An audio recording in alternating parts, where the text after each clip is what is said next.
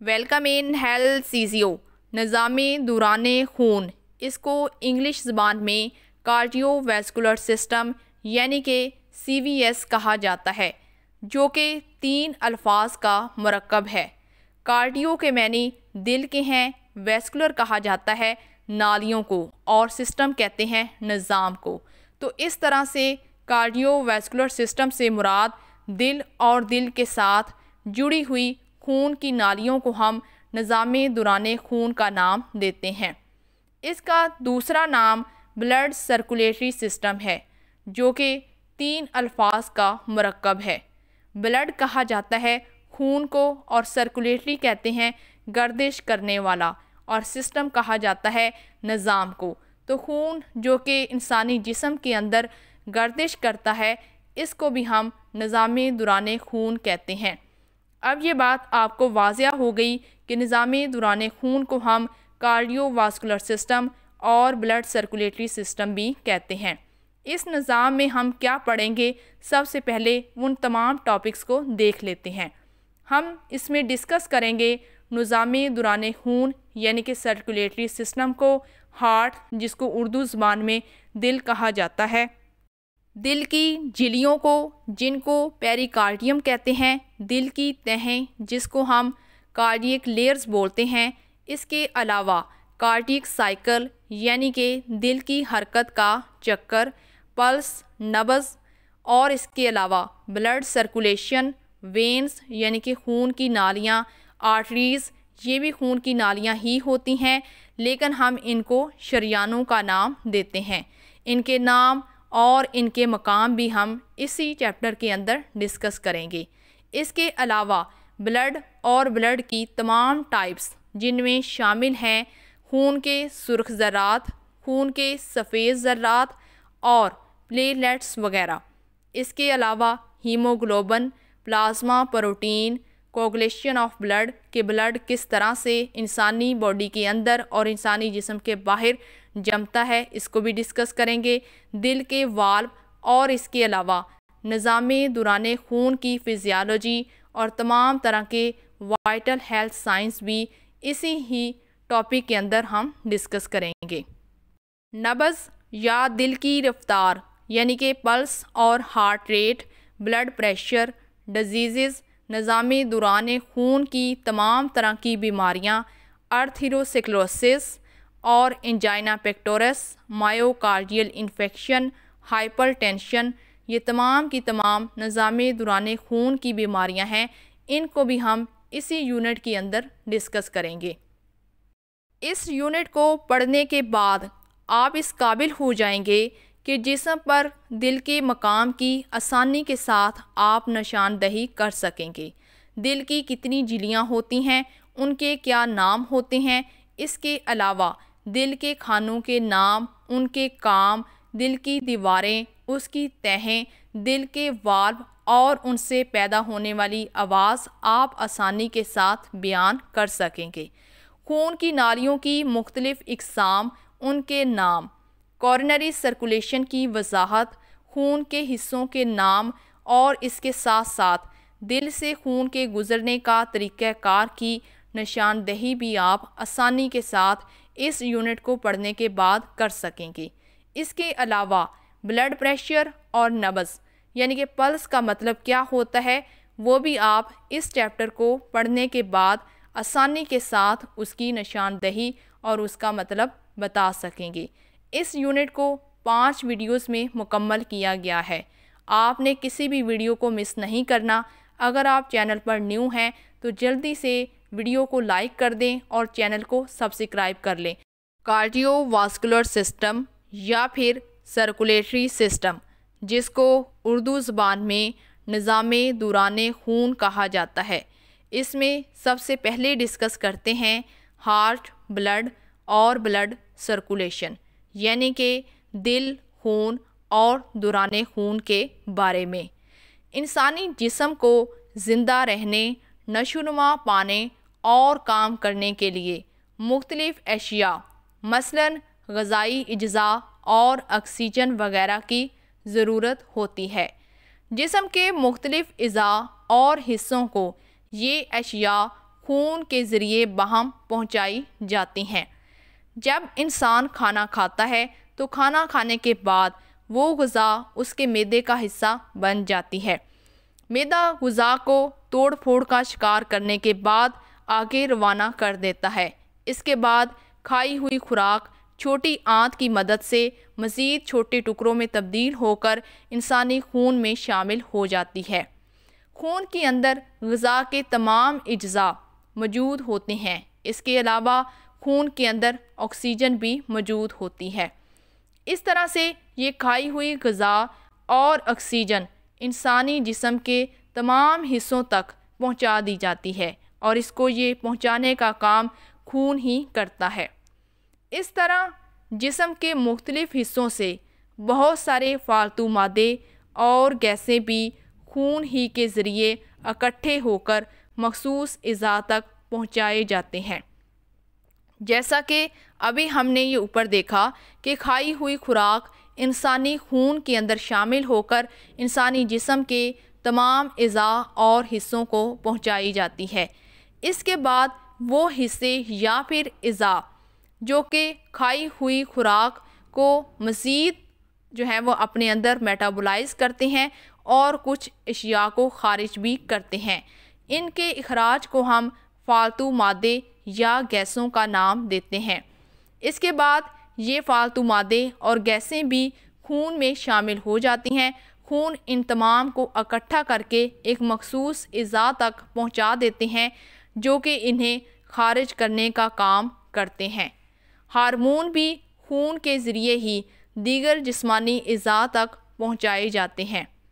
इस तमाम अमल के लिए खून इंसानी जिस्म के अंदर हर वक्त गर्दिश में रहता है। खून की ये गर्दिश एक मरबूत निज़ाम के तहत अमल पजीर होती है जिसे हम सर्कुलेटरी सिस्टम कहते हैं। ये दो अल्फाज का मरकब है। सर्कुलेटरी कहा जाता है गर्दिश करने को और निज़ाम कहते हैं, सिस्टम कहा जाता है निज़ाम को। तो इस तरह से सर्कुलेटरी सिस्टम से मुराद खून का गर्दिश करना है। निज़ामे दौरान खून से मतल्का अज़ा यानी कि दिल, शरियाने और वरीदों, इन तमाम के मतल्का इल्म की तशरीह को हम एंजियोलॉजी कहते हैं, जिसका ज़िक्र हम पहले यूनिट में बड़ी डिटेल के साथ कर चुके हैं। एंजियोलॉजी असल में एनाटॉमी की ऐसी ब्रांच है, ऐसी शाख है जिसके अंदर हम कार्डियोवास्कुलर सिस्टम को डिटेल के साथ पढ़ते हैं। निज़ामे दौरान खून दर्ज झैल अज़ा पर मुश्तमिल होता है जो कि मिलजुल कर काम करते हैं। इसमें सबसे पहले नंबर पर है हार्ट, जिसको उर्दू ज़बान में दिल कहा जाता है। दूसरे नंबर पर ब्लड यानी कि खून, और तीसरे नंबर पर ब्लड वेसल्स जिसको हम खून की नालियाँ कहते हैं, और आखिरी नंबर पर है लिम्फेटिक्स जिसको जाजिब निज़ाम कहा जाता है। हार्ट, जिसको उर्दू ज़बान में दिल कहा जाता है। दिल जिस्म में खून की सप्लाई जारी रखने के लिए खून को पंप करने का वाहद और अहम ऑर्गन है। दिल किस तरह का होता है, ये कैसे काम करता है, इसको हम आने वाली स्लाइड्स के अंदर डिटेल के साथ पढ़ेंगे। यहाँ पर आपको सिर्फ इतनी बात समझनी है कि दिल का काम क्या है। दिल का काम खून की सप्लाई को जारी रखना है, किसी भी वक्त उसको बंद नहीं करना। यानी कि दिल जो है वो खून को पंप करने का वाहद और अहम अज़ा है। इसके बाद आर्टरीज़ आ जाती हैं। आर्टरीज़ को उर्दू ज़बान में शरियाने कहा जाता है। शरियानों के ज़रिए पूरे जिस्म को दिल से साफ़ खून पहुँचाया जाता है। शरियाने असल में ऐसी खून की नालियों को कहा जाता है जिसमें ऑक्सीजन मिला हुआ ताज़ा खून होता है। तीसरे नंबर पर है वेन्स, जिसको उर्दू ज़बान में वरीदें कहा जाता है। वरीदों के ज़रिए जिस्म से वापस खून दिल में आता है। तमाम अज़ा और हिस्से जब अपने फालतू मादे खून में शामिल कर देते हैं तो इस खून को हम कार्बोनेटेड ब्लड का नाम देते हैं, यानी कि कार्बन डाइऑक्साइड मिला हुआ खून। और इस खून को हम गंदा खून भी कहते हैं। इस खून की नालियों को हम वरीदें कहते हैं, जो कि इज़ा से वापस दिल तक लेकर जाने का काम करती हैं। कैपिलरीज, जिसको बारीक नालियाँ कहा जाता है, ये वरीदों और शरियानों की इंतहाई बारीक बालों जैसी खून की नालियाँ होती हैं। ये जिस्म में वरीदों और शरियानों को आपस में करीब करने का काम करती हैं। कैपिलरी लैक में शरियानों में से खून खुराक और ऑक्सीजन देने के बाद जिस्म से फाजल मादे यानी कि कार्बन डाइऑक्साइड गैस लेकर वरीदों के ज़रिए वापस आता है। इन तमाम चीज़ों को आप नीचे एक तस्वीर की मदद से समझने की कोशिश करें।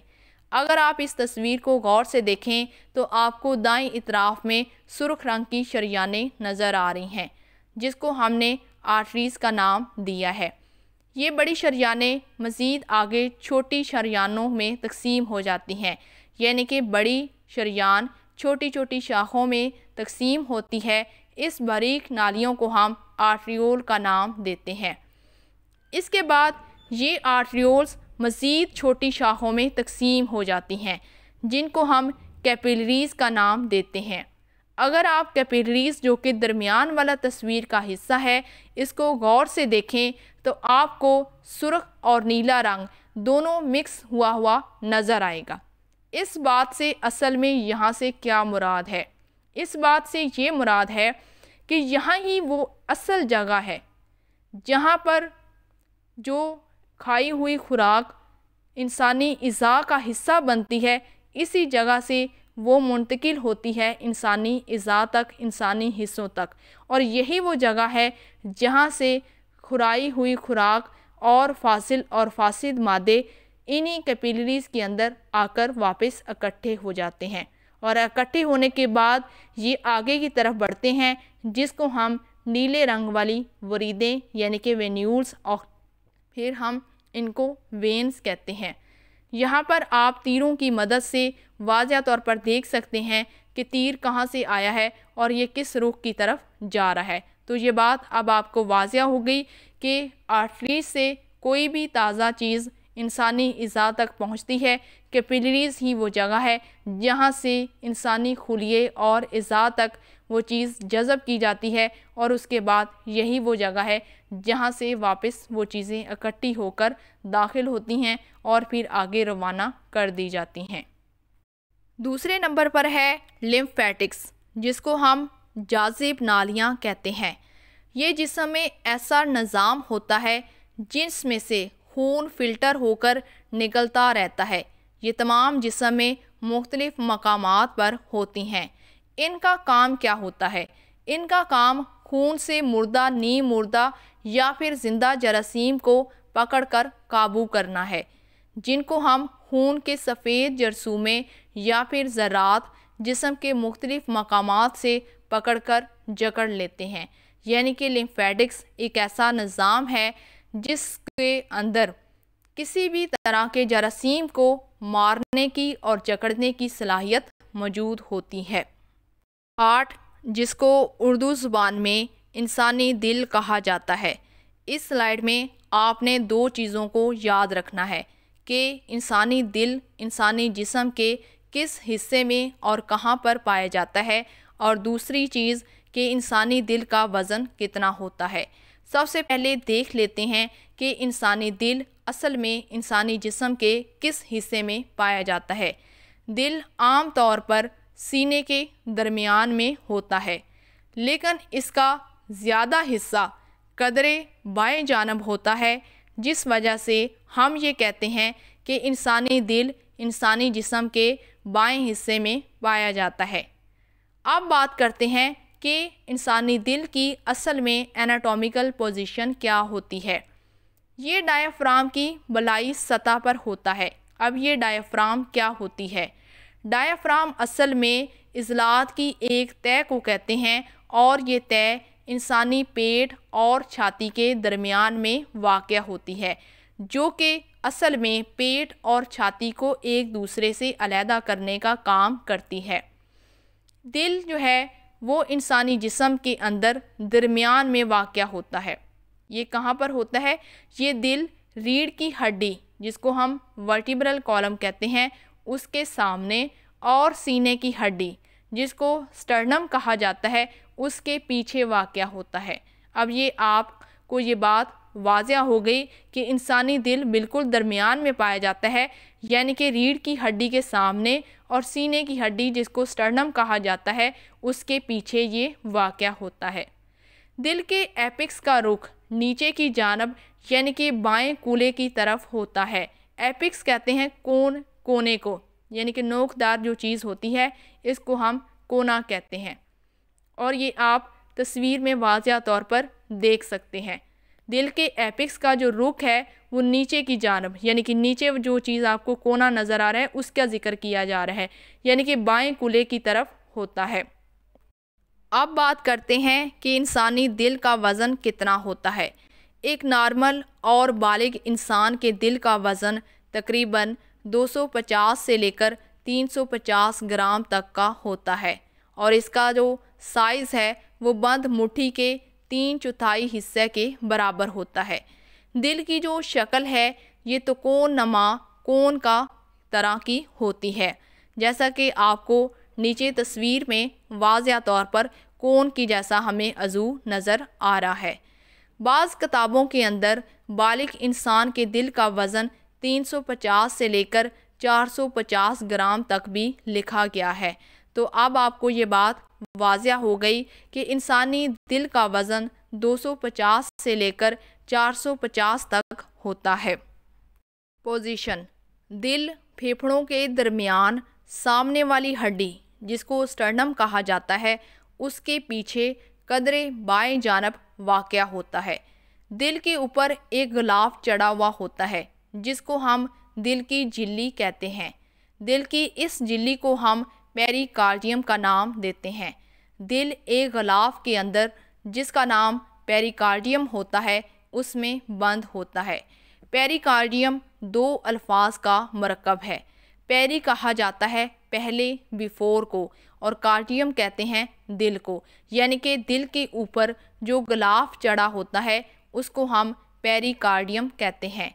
ये झिल्ली एक पानी जैसी रतूबत पैदा करती रहती है, जो कि दिल को मरतूब रखने का काम करती है, और दिल की हरकत बाआसानी इसके अंदर जारी सारी रहती हैं। इसके बाद जिक्र करते हैं दिल की साख्त का, कि दिल का स्ट्रक्चर किस तरह का होता है। दिल के 2 चैम्बर्स होते हैं, यानी कि दिल के 2 खाने होते हैं, जिसके नाम दर्ज झैल हैं।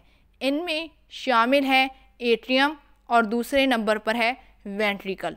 2 ही इंसानी दिल के अंदर एट्रियम होते हैं, यानी कि 2 ऊपर वाले खाने, जिनको हम एट्रियम का नाम देते हैं, और 2 नीचे वाले खाने, जिनको हम वेंट्रिकल का नाम देते हैं। तो इस तरह से हमें ये बात मालूम हुई कि इंसानी दिल के असल में 4 खाने होते हैं। ऊपर वाले 2 को एट्रियम और नीचे वाले 2 को हम वेंट्रिकल का नाम देते हैं। हर चैम्बर के 2-2 खाने होते हैं। इस तरह दिल के 4 खाने होते हैं, यानी कि 2 खाने ऊपर वाले और 2 खाने नीचे वाले। तस्वीर में आप वाज़िया तौर पर दिल के खानों को देख सकते हैं। ऊपर वाले 2 खाने, जिनको हम एट्रियम कहते हैं, ये आपको वाज़िया तौर पर नज़र आ रहे हैं। इसी तरह दिल के निचले हिस्से में भी 2 खाने होते हैं, जिनको हम वेंट्रिकल का नाम देते हैं। जो खाना दाईं तरफ होगा उसके साथ हम राइट यानी कि दायां लगा देंगे, और इसी तरह जो खाना बाईं तरफ होगा उसके साथ लेफ़्ट का लफ्ज़ लग जाएगा। आपने इस तस्वीर में एक और चीज़ देखनी है।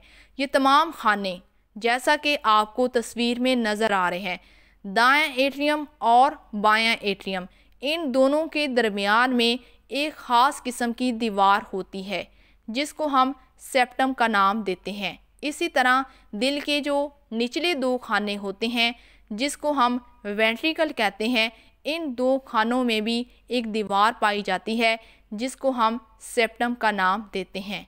इस तरह से जो दीवार एट्रियम के दरमियान में पाई जाती है, इसको एट्रियल सेप्टम, और जो दीवार वेंट्रिकल्स के दरमियान में पाई जाती है इसको हम वेंट्रिकुलर सेप्टम का नाम देते हैं। पहले नंबर पर है लेफ्ट ऑरिकल, जिसको बायां ऑरिकल या फिर बायां अज़न भी कहा जाता है। दूसरे नंबर पर राइट ऑरिकल, दायां ऑरिकल या फिर दायां अज़न। तीसरे नंबर पर है लेफ्ट वेंट्रिकल, जिसको बायां बतन या फिर बायां वेंट्रिकल कहा जाता है। फोर्थ इज़ राइट वेंट्रिकल, दायां वेंट्रिकल या फिर दायां बतन। अज़न खून वसूल करता है। अज़न क्या है? दायां और बायां ऑरिकल ये खून को वसूल करने का काम करते हैं, जबकि बतन उसको वापस भेजता है। ये खाने इस तरह से वाक़या होते हैं कि ऊपर और नीचे वाले, यानी कि दायां ऑरिकल और दायां वेंट्रिकल या फिर बायां ऑरिकल और बायां वेंट्रिकल, ये खाने इस तरह से वाक़या होते हैं कि ऊपर और नीचे वाले खाने, दोनों खाने एक दूसरे से तल्लक रखते हैं, जबकि दाएं बाएं इतराफ़ के खाने एक दूसरे से बिल्कुल जुदा जुदा होते हैं। यानी कि इस बात से ये मुराद है कि दायां अज़न और दायां बतन आपस में एक दूसरे के साथ तल्लक रखते हैं, और इसी तरह बायां अज़न और बायां बतन भी आपस में एक दूसरे के साथ तल्लक रखते हैं। लेकिन दोनों अज़न या दोनों बतन, यानी कि बलाई हिस्सा ज़ेरी हिस्सा, नाम के लिहाज से आपस में तल्लक नहीं रखते। यानी कि इस बात से ये मुराद है कि दायां ऑरिकल और बायां ऑरिकल एक दूसरे के साथ तल्लक नहीं रखते, बल्कि दायां ऑरिकल और दायां वेंट्रिकल आपस में एक दूसरे के साथ तल्लक रखते हैं। दोनों अज़न के दरमियान दीवारें ज़रा सी पतली होती हैं और बतन की दीवारें मोटे इज़लात की बनी हुई होती हैं, क्योंकि दरमियान में इज़लात की एक दीवार सी होती है। इस दीवार को हम सेप्टम कहते हैं, जिसको हम पिछली स्लाइड में तस्वीर में वाज़िया तौर पर देख चुके हैं, और आने वाली स्लाइड के अंदर भी हम इसको एक बार फिर से देखने की कोशिश करेंगे। ये दोनों तरफ एंडोकार्डियम से मिली हुई होती हैं। सबसे पहले हमने पढ़ा था पेरिकार्डियम। पेरिकार्डियम असल में दिल की बैरूनी झिल्ली को कहा जाता है। उस झिल्ली के बाद जो दूसरी झिल्ली होती है इसको हम एंडोकार्डियम कहते हैं। यहाँ पर लफ्ज़ आई लिखा हुआ है, इसको सही कर लें। यह लफ्ज़ है एंडोकार्डियम, जो कि दो अल्फाज का मरकब है। एंडो कहते हैं दरमियान वाले को, और कार्डियम कहा जाता है दिल को। इस तरह दिल की दरमियान वाली झिल्ली को हम एंडोकार्डियम कहते हैं। इस तस्वीर में आप वाज़िया तौर पर दिल के चारों खानों को देख सकते हैं। ऊपर वाले दो खाने जिसको नीले रंग के साथ दिखाया गया है, इसको हम दायां और बायां एट्रियम या फिर हम इसको दायां और बायां ऑरिकल कहते हैं। इसको उर्दू ज़बान में दायां अज़न और बायां अज़न कहा जाता है। इसी तरह दिल के निचले दो खाने जिनको सुर्ख रंग के डब्बों में दिखाया गया है, इनके नाम हैं दायां वेंट्रिकल और बायां वेंट्रिकल, जिसको उर्दू ज़बान में दायां और बायां बतन भी कहते हैं। इसी तरह आपको एक और चीज़ वाज़िया तौर पर नज़र आ रही है जो कि सेप्टम कहलाती है। इसके बारे में हमने ये पढ़ा था कि ये असल में एक दीवार होती है जो कि इन खानों के दरमियान में पाई जाती है। इसको हम सेप्टम का नाम देते हैं, और यहाँ पर आप वाज़िया तौर पर इसको भी देख सकते हैं। चूँकि एक खाने से साफ़ खून शरियाने आज़म के ज़रिए सारे जिस्म को सप्लाई होता है। ये शरियाने आज़म क्या है?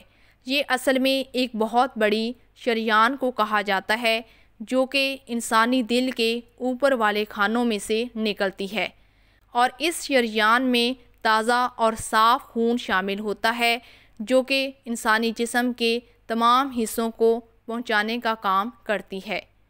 दायां ऑरिकल में दो बड़ी बड़ी वरीदों के ज़रिए जिस्म के कार्बन डाइऑक्साइड वाले खून को लाती हैं।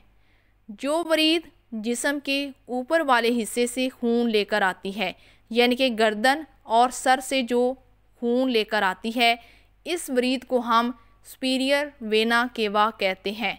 और जो मज़ीद इंसानी जिस्म के निचले हिस्से से खून लेकर आती हैं, निचला कौन सा हिस्सा है? बाजू, टांगें और पेट वाला हिस्सा। यहाँ से जो वरीदें खून लेकर आती हैं, इसे हम इन्फीरियर वेना केवा कहते हैं।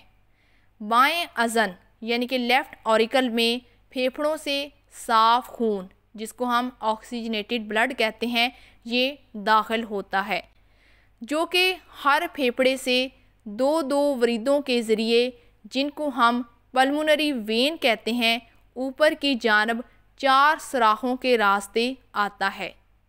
दाएं बतन यानी कि राइट वेंट्रिकल में से पल्मोनरी आर्टरीज़ निकलती हैं।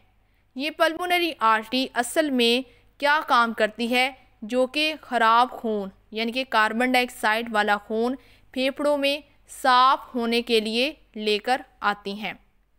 ये पल्मोनरी आर्टरी आगे चलकर दो हिस्सों में तकसीम होकर हर शाख एक फेफड़े में दाखिल हो जाती है। यानी कि पल्मोनरी आर्टरी जो है आगे जाकर दो हिस्सों में तकसीम हो जाती है और इसकी हर एक शाख फेफड़े में जाकर दाखिल होती है।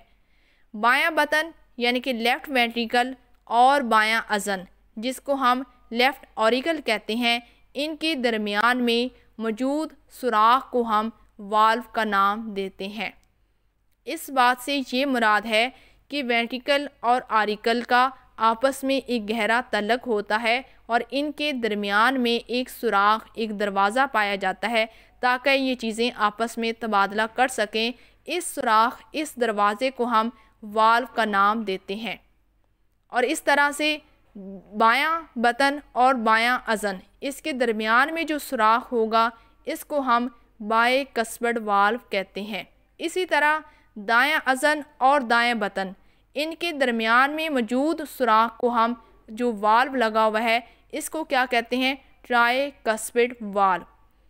ये क्या काम करते हैं? ये खून को दोबारा वापस अज़न में जाने से रोकते हैं। पल्मोनरी आर्टरीज़ और एओर्टा के शुरू होने वाले सिरों पर भी 3 जेबनुमा वाल्व लगे होते हैं, जिनको हम सेमी ल्यूनर वाल्व कहते हैं, जो कि खून को दोबारा वापस यानी कि बतन में जाने से रोकते हैं। इन तमाम को हम आने वाली स्लाइड में तस्वीर की मदद से देखेंगे कि ये हमें किस तरह से नज़र आते हैं। तस्वीर की मदद से इन तमाम हिस्सों को देखने और समझने की कोशिश करते हैं। सबसे पहले नंबर 1 पर देखें, जहां पर सुपीरियर वेना केवा लिखा हुआ है।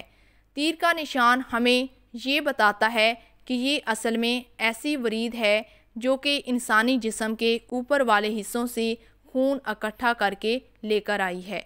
इसके बाद दूसरे नंबर पर देखें, जहां पर इन्फीरियर वेना केवा लिखा हुआ है और इसका निशान हमें ये बताता है कि ये इंसानी जिस्म के निचले हिस्से से खून इकट्ठा करके लेकर आई है। इसके बाद तीसरे नंबर पर देखें, जहां पर एओर्टा लिखा हुआ है, जिसको हम शरियाने आज़म कहते हैं और इसका काम इंसानी जिस्म के तमाम हिस्सों को खून मुहैया करना है। इसके बाद आपने जो चीज़ देखनी है वो है 4th नंबर पर, जहाँ पर पेरिकार्डियम लिखा हुआ है। पेरिकार्डियम के बारे में आपको मैंने ये बताया था कि ये इंसानी दिल के ऊपर एक झिल्ली होती है, जिसको हम पेरिकार्डियम कहते हैं। इसके बाद जो अहम चीज़ है इस तस्वीर में, वो हैं दिल के वाल्व। सबसे पहले आप देखेंगे बाईं इतराफ वाले वाल्व, जिसको सुर्ख रंग के डिब्बों में बंद किया गया है। पहले नंबर पर है पल्मोनरी वाल्व और दूसरे नंबर पर है ट्राइकस्पिड वाल्व। ये बात आप यहाँ पर तस्वीर में वाज़िया तौर पर देख सकते हैं कि ये वाल्व्स कहाँ पर पाए जाते हैं और इनका काम क्या है। इसका जिक्र हम पिछली स्लाइड्स के अंदर कर चुके हैं। इसके बाद आ जाते हैं दाएं इतराफ वाले वाल्व की तरफ, जहां पर नीले डब्बे में लिखा हुआ है मिट्रल वाल्व और एओर्टिक वाल्व। पेरिकार्डियम, दिल की झिल्लियाँ। दिल एक गलाफ में महफूज होता है और इस गलाफ या झिल्ली को हम पेरिकार्डियम कहते हैं। इसको आप नीचे तस्वीर में वाज़िया तौर पर देख सकते हैं कि दिल के ऊपर एक बारीक सी झिल्ली चढ़ी हुई है, जिसको हम पेरिकार्डियम कहते हैं। इस पेरिकार्डियम की दो तहें होती हैं। पहली तह को हम फाइब्रस पेरिकार्डियम और दूसरी तह को सीरस पेरिकार्डियम कहते हैं। सबसे पहले देख लेते हैं कि फाइब्रस पेरिकार्डियम क्या होती है और ये क्या काम सरंजाम देती है। फाइब्रस पेरिकार्डियम असल में थोड़ी सी कदरे ढीली होती है और ये दिल को आसपास के जितने भी अज़ा हैं उनसे मुंसलिक रखने का काम करती है और दिल के फैलने को एक हद में रखने, खून ज़्यादा बढ़ने से बचाती है। अब जिक्र करते हैं दूसरी तह का, जिसका नाम है सीरस पेरिकार्डियम। ये क्या काम करती है? सीरस पेरिकार्डियम अंदरूनी और बैरूनी झिल्ली पर मुश्तमिल होती है। इसके दरमियान में पानी होता है, क्योंकि पेरिकार्डियम जिसका हम नाम ले रहे हैं सीरस पेरिकार्डियम, ये असल में दो हिस्सों पर मुश्तमिल है, अंदरूनी और बैरूनी, और दरमियान में पानी होता है। ये क्या काम करता है? जो कि दिल को धड़कने के दौरान रगड़ लगने से बचाता है। दिल की तहें। दिल की 3 तहें होती हैं।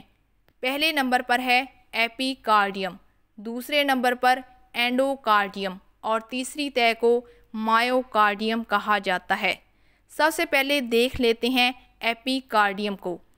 ये 2 अल्फाज का मरकब है। एपी कहते हैं बाहर वाली इतराफ़ को, बैरूनी दीवार को, और कार्डियम कहा जाता है दिल को। तो इस तरह से दिल की बैरूनी दीवार को हम एपिकार्डियम कहते हैं, जो असल में सीरस पेरिकार्डियम की अंदरूनी मेम्ब्रेन होती है। इसके बाद दूसरे नंबर पर है मायोकार्डियम। ये भी 2 अल्फाज का मरकब है। मायो कहा जाता है मसल्स यानी कि इज़लात को, और कार्डियम कहा जाता है दिल को। दिल की दरमियानी तह को हम मायोकार्डियम कहते हैं, जो कि एक इज़लाती तह होती है। ये दिल की सबसे मोटी तह जो दिल की धड़कन का बायस बनती है वो कहलाती है। तीसरे नंबर पर है एंडोकार्डियम। ये भी 2 अल्फाज का मरकब है। एंडो कहा जाता है दरमियान वाले को, अंदरूनी इतराफ़ वाले को, जो कि सबसे अंदर वाली सतह पर पाया जाता है, और कार्डियम कहते हैं दिल को। दिल की सबसे अंदरूनी तह को हम एंडोकार्डियम कहते हैं, जो कि दिल के खानों की अंदरूनी तह बनाने का काम करती है। तस्वीर की मदद से आप इन तमाम तहों को डिटेल के साथ देख सकते हैं। सबसे पहले अगर आप तस्वीर को गौर से देखें तो आपको यहाँ पर दिल वाज़िया तौर पर नज़र आ रहा है। दिल का कुछ हिस्सा निकाल कर माइक्रोस्कोप में देखा जाए तो हम इन तमाम तहों को बिल्कुल देख सकते हैं। सबसे पहले नंबर पर एपिकार्डियम लिखा हुआ है, जो कि दिल की सबसे पहली तह होती है और इसको हम बैरूनी दीवार भी कहते हैं। दूसरे नंबर पर है मायोकार्डियम, जो कि एक इज़लाती तह होती है और ये बहुत बड़ी और मोटी तह भी होती है। तीसरे नंबर पर है एंडोकार्डियम, जो कि दिल की सबसे अंदरूनी तह होती है और ये दिल के खानों की भी अंदरूनी तह बनाने का काम करती है। चैम्बर्स ऑफ हार्ट, दिल के खाने। इंसानी दिल के 4 खाने होते हैं, जो कि खून से हर वक्त भरे रहते हैं। पहले को हम एट्रियम और दूसरे को हम वेंट्रिकल कहते हैं। जिस्म से एट्रियम खून को वसूल करने का काम करते हैं और वेंट्रिकल वापस धकेलने का काम करते हैं। सबसे पहले देख लेते हैं कि एट्रियम क्या है। एट्रियम दिल के ऊपर वाले दाएं और बाएं यानी कि दिल के ऊपर वाले 2 खानों को हम एट्रियम कहते हैं, जिनमें जिस्म के मुख्तलिफ हिस्सों से आने वाला खून दाखिल होता है। इसके बाद दूसरे नंबर पर देख लेते हैं वेंट्रिकल्स को। वेंट्रिकल दिल के निचले वाले 2 खाने, निचले वाले दाएं और बाएं 2 खानों को हम वेंट्रिकल का नाम देते हैं, जो कि दिल से खून को फेफड़ों और जिस्म के दूसरे हिस्सों की तरफ पंप करने का काम करते हैं। दिल के वाल्व। दिल का बायां हिस्सा एक एट्रियम और एक वेंट्रिकल पर मुश्तमिल होता है, यानी कि दिल का बायां हिस्सा 2 खानों पर मुश्तमिल होता है। एक ऊपर वाला खाना जिसको एट्रियम कहा जाता है और एक नीचे वाला खाना जिसको वेंट्रिकल कहा जाता है। और इसी तरह दिल का दायां हिस्सा भी एक एट्रियम और एक वेंट्रिकल पर मुश्तमिल होता है। दिल के दाएं खानों और बाएं खानों के दरमियान में एक दीवार होती है जिसको हम सेप्टम का नाम देते हैं। हर एट्रियम और वेंट्रिकल के दरमियान एक सुराख होता है। इस सुराख को हम वाल्व कहते हैं। दिल के वाल्व पंप करने के दौरान खून को वापस रोकने से मना करते हैं, यानी कि असल में ये वाल्व एक दरवाज़े का काम करते हैं कि जैसे ही कोई चीज़ उसमें से गुज़र गई है तो वो वापस नहीं जा सकती। दिल के वाल्व खून की रवानी को एट्रिया से वेंट्रिकल्स और वेंट्रिकल से 2 बड़ी शरियानों में यकदरफा कंट्रोल करने का काम करते हैं। ये वो बड़ी शरियानें दिल के साथ जुड़ी होती हैं। दिल के वाल्व के नाम ये हैं।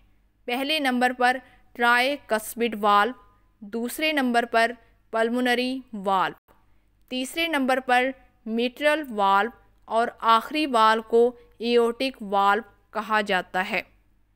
तस्वीर की मदद से आप वाज़िया तौर पर दिल के तमाम वाल्व को देख सकते हैं। पहले नंबर पर है ट्राइकस्पिड वाल्व, दूसरे नंबर पर पल्मोनरी वाल्व और तीसरे नंबर पर है मिट्रल वाल्व और आखिरी है एओर्टिक वाल्व। यहाँ पर आपने सिर्फ इन वाल्व्स को देखना है, ये किन खानों के दरमियान में होते हैं या फिर ये क्या काम सरंजाम देते हैं। इनको हम बारी बारी आने वाली स्लाइड्स में डिटेल के साथ डिस्कस करते हैं। पहला वाल्व है ट्राइकस्पिड वाल्व। ये वाल्व दिल के दाएं हिस्से में होता है, जो कि दाएं एट्रियम और दाएं वेंट्रिकल के दरमियान में होता है, यानी कि दिल के दाएं हिस्से की तरफ ऊपर वाला खाना एट्रियम और नीचे वाला खाना वेंट्रिकल, इनके दरमियान में जो वाल्व पाया जाता है उसको हम ट्राइकस्पिड वाल्व कहते हैं। ये खून को दाएं एट्रियम से नीचे दाएं वेंट्रिकल में जाने की इजाज़त देता है, यानी कि जो खून ऊपर वाले खाने से नीचे वाले खाने की तरफ जाना चाहता है उसको ये जाने की इजाज़त देता है। उसके बाद जैसे ही ये खून चला जाता है तो ये दरवाज़ा बंद हो जाता है और बंद होने से पंपिंग के दौरान खून जो है वो वापस ऊपर एट्रियम में नहीं जा सकता। अब चलते हैं दूसरे वाल्व की तरफ, जो कि है पल्मोनरी वाल्व। ये वाल्व भी दिल के दाएं हिस्सा में ही होता है, जो कि दाएं एट्रियम और दाएं वेंट्रिकल के दरमियान में होता है। ये क्या काम करता है? ये खून को दाएं एट्रियम से नीचे दाएं वेंट्रिकल में जाने देता है और बंद होने से फेंक के दौरान खून वापस ऊपर जो है वो दाएं एट्रियम में नहीं जा सकता। इसके बाद तीसरे नंबर पर है मिट्रल वाल्व। इसको हम बाइकस्पिड वाल्व भी कहते हैं। ये वाल्व दिल के बाएं हिस्सा के बाएं एट्रियम और बाएं वेंट्रिकल के दरमियान में होता है। ये साफ खून को बाएं एट्रियम से नीचे बाएं वेंट्रिकल में जाने की इजाज़त देता है और पंपिंग के दौरान खून जो है वो वापस ऊपर बाएं एट्रियम में जाने नहीं देता। आखिरी वाल्व है एओर्टिक वाल्व। एओर्टिक वाल्व भी दिल के बाएं हिस्सा में होता है।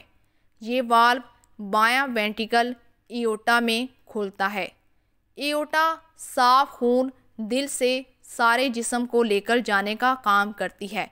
एओर्टा असल में शरियान आज़म को कहा जाता है, जो कि दिल से निकलने वाले साफ खून को लेकर इंसानी जिस्म के तमाम हिस्सों को पहुंचाने का काम करती है। यहाँ पर आपके तमाम वाल्व्स मुकम्मल हो गए हैं। अब कुछ और इनके बारे में मज़ीद जानने की कोशिश करते हैं। खून की गर्दिश के दौरान दिल के वाल्व्स खुलते हैं और बंद होते रहते हैं।